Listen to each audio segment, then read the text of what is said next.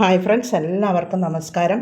ഞാൻ ഇന്ന് വന്നിട്ടുള്ളത് ചോറിൻ്റെ കൂടെ കഴിക്കാൻ പറ്റിയ എളുപ്പത്തിൽ ഉണ്ടാക്കിയെടുക്കാവുന്ന ഒരു സാമ്പാർ പരിപ്പ് കറിയുടെ റെസിപ്പിയുമായിട്ടാണ്. അടിപൊളി ടേസ്റ്റോട് കൂടിയാണ് ഞാനിത് ഉണ്ടാക്കിയെടുത്തിട്ടുള്ളത്. ഒരിക്കലെങ്കിലും നിങ്ങൾ ഇതുപോലെ ഉണ്ടാക്കി നോക്കണം.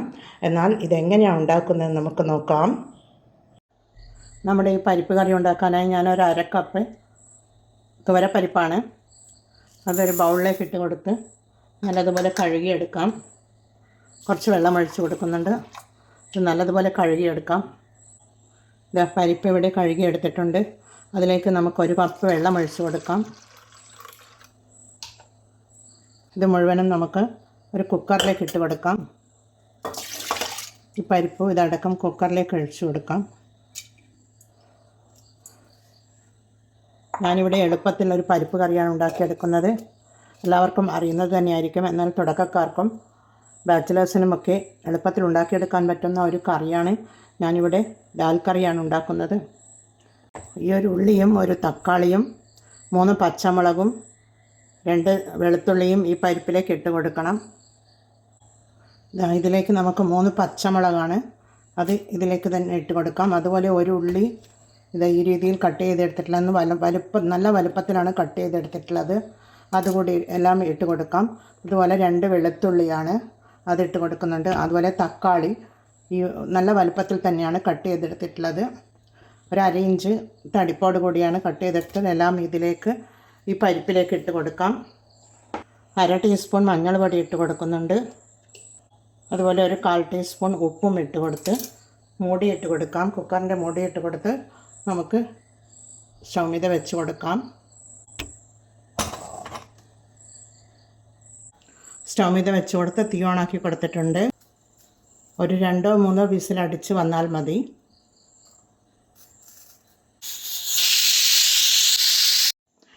കുക്കറിൻ്റെ പ്രഷറൊക്കെ കുറഞ്ഞു വന്നിട്ടുണ്ട്. നമുക്ക് മൂടി തുറന്ന് നോക്കാം. പരിപ്പ് ഇവിടെ നല്ലതുപോലെ വെന്ത് വന്നിട്ടുണ്ട്. നമുക്ക് വേറൊരു പാത്രത്തിലേക്ക് മാറ്റിയെടുക്കാമത്. വേറൊരു പാത്രത്തിലേക്ക് ഒഴിച്ചു കൊടുക്കാം. തീ ഓണാക്കി കൊടുത്തിട്ടുണ്ട്. ഇതൊന്ന് തിളപ്പിച്ചെടുക്കാം. ഇതിവിടെ തിളച്ച് വരുന്നുണ്ട്. അതിലേക്ക് ഒരു 1/2 ടീസ്പൂൺ ഉപ്പിട്ട് കൊടുക്കാം. പിന്നീട് നമുക്ക് താളിച്ചൊഴിച്ച് കൊടുക്കണം.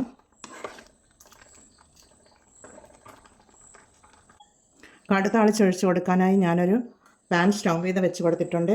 അതിലേക്ക് ഒരു 1.5 ടേബിൾ സ്പൂൺ വെളിച്ചെണ്ണ ഒഴിച്ച് കൊടുക്കാം. വെളിച്ചെണ്ണ ഈ പരിപ്പിന് കടുകും താളിച്ചൊഴിച്ച് കൊടുക്കാനായി കുറച്ചധികം വെളിച്ചെണ്ണ ആവശ്യമുണ്ട്. അതിലേക്ക് 1 ടീസ്പൂൺ കടുക് ഇട്ട് കൊടുക്കാം.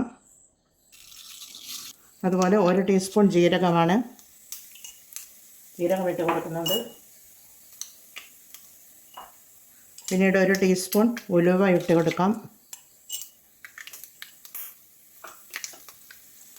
കടുക് പൊട്ടി വന്നിട്ടുണ്ട്. ഇവിടെ ഒരു 3 അല്ലി വെളുത്തുള്ളി ചെറുതായി കട്ട് ചെയ്തതാണ്, അതിട്ട് കൊടുക്കാം. പിന്നീട് ഒരു 4 ചെറിയ ഉള്ളിയാണ്, അത് കട്ട് ചെയ്തതാണ്, അതിട്ട് കൊടുക്കുന്നുണ്ട്.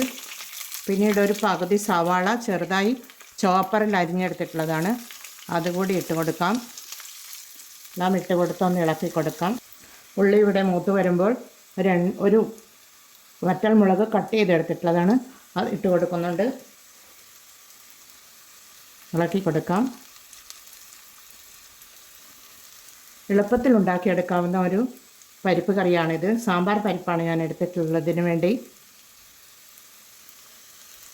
കുറച്ച് നെയ്യ് ഒഴിച്ചു, വെളിച്ചെണ്ണയോടൊപ്പം തന്നെ കുറച്ച് നെയ്യും കൂടി ഒഴിച്ചു കൊടുത്ത് താളിച്ചൊഴിച്ച് കൊടുക്കുകയാണെങ്കിൽ നല്ല ടേസ്റ്റായിരിക്കും പരിപ്പ് കറി.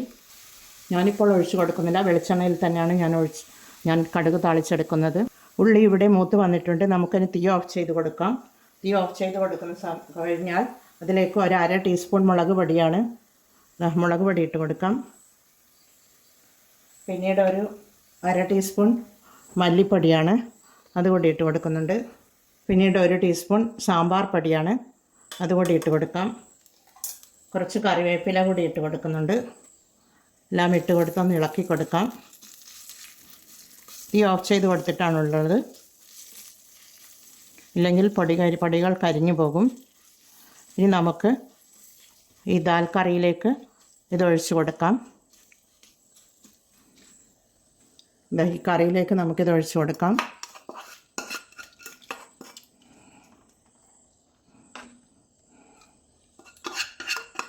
ഒരു പ്രാവശ്യമെങ്കിലും നിങ്ങൾ ഇതുപോലെ ചെയ്ത് നോക്കൂ. നല്ല അടിപൊളി ടേസ്റ്റ് ആയിരിക്കും. നെയ്യുണ്ടെങ്കിൽ നെയ്യ് ഒഴിച്ച് കൊടുക്കുകയാണെങ്കിൽ ഇതിലും നല്ല ടേസ്റ്റ് ഉണ്ടാവും.